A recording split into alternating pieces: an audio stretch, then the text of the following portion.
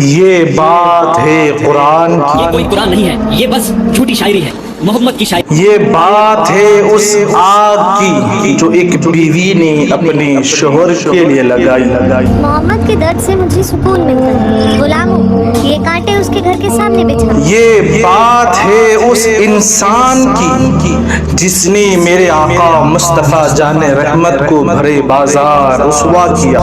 مکہ والو اس کی بات مت سننا، یہ میرا بھتیجا محمد ہے اور یہ دیوانہ ہے، دیوانہ۔ وہ دیکھو پاگل آدمی۔ یہ بات ہے سورہ لہب کی۔ اکثر مسلم فیملی میں بچوں کو چاروں قل اور سورہ لہب یاد کرا دیا جاتا ہے، رٹا دیا جاتا ہے، مگر لوگوں کی زبان میں رٹا ہوا تو رہتا ہے، صرف رٹ تو لیتے ہیں لیکن سمجھتے نہیں ہیں۔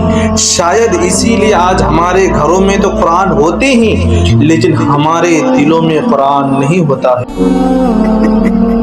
کیا ہے سورہ لہب؟ سنا ابو منال، اللہ نے ابو لہب کا نام لے کر سورہ نازل کی۔ کون تھی ام جمیل جس کا نام لے کر اس صورت میں اللہ نے ذکر کیا ہے؟ ابھی ہے باجی، سنا آپ نے؟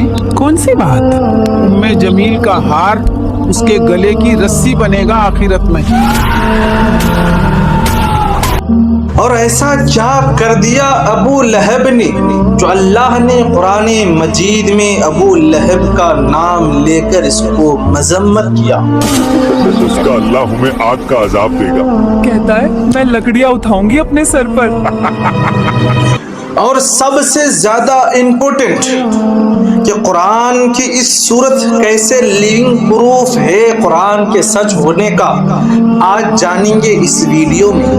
یہ صورت مکہ میں تب نازل ہوئی جب ابو لہب نے ظلم کی ساری حدیں پار کر چکا تھا، میرے آقا مصطفیٰ جان رحمت کو بھرے بازار میں رسوا کرتا تھا۔ میرے بھتیجے نے باپ دادا کا مذہب چھوڑ دیا ہے، کہتا ہے اس ایک خدا کو مانو۔ اس سے گھٹیا بات میں نے آج تک نہیں سنی۔ تعجب ہے۔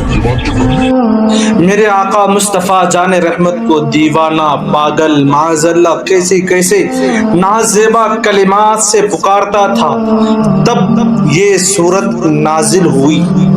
مگر یہ سب اس دن شروع ہوا۔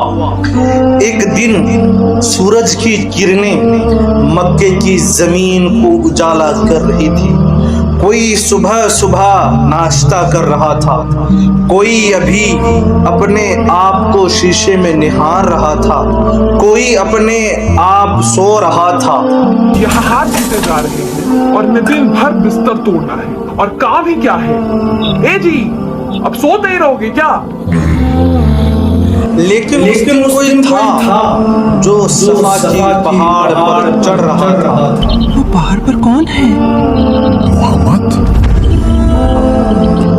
اور سب جب انگڑائیاں لے رہے تھے، جب کوئی ناشتہ کر رہا تھا، جب کوئی کاروبار میں تھا، سب کے کانوں میں ایک اچانک آواز آتی ہے، یا صباحا۔ پھر سب اپنے کاروبار، اپنے کام کاج کو چھوڑ کر صفا پہاڑی کے پاس آتی ہیں اور سب آ کر جمع ہوتی ہیں۔ جب سب جمع ہو جاتے ہیں تو پیارے آقا مصطفیٰ جان رحمت سب کو ایک گہری نظر سے دیکھتے ہیں۔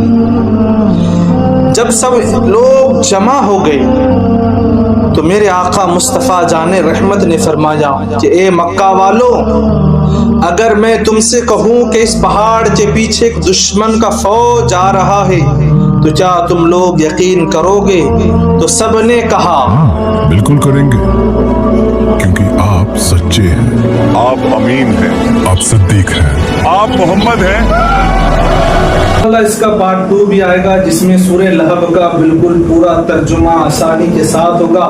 اور اس میں پورا اسی طرح سے بتایا جائے گا کہ اللہ تبارک و تعالیٰ نے کیسے ابو لہب کو ذلیل و خوار کی موت دی اور اس کی بیوی کے ساتھ کیا سلوک ہوا، اور یہ تمام باتیں انشاءاللہ تعالی دوسری ویڈیو میں بتایا جائے گا۔ آپ سے اتنی التجا ہے کہ آپ چینل کو سبسکرائب کریں اور میرے ساتھ جڑ جائیں، اور آپ کا جڑنا ہی میرے لیے سب سے بڑی حوصلہ ہے، اور دوسروں تک ضرور پہنچانے کی کوشش کیجیے گا، اور چینل کو بالخصوص سبسکرائب ضرور کریں۔ السلام علیکم ورحمۃ اللہ۔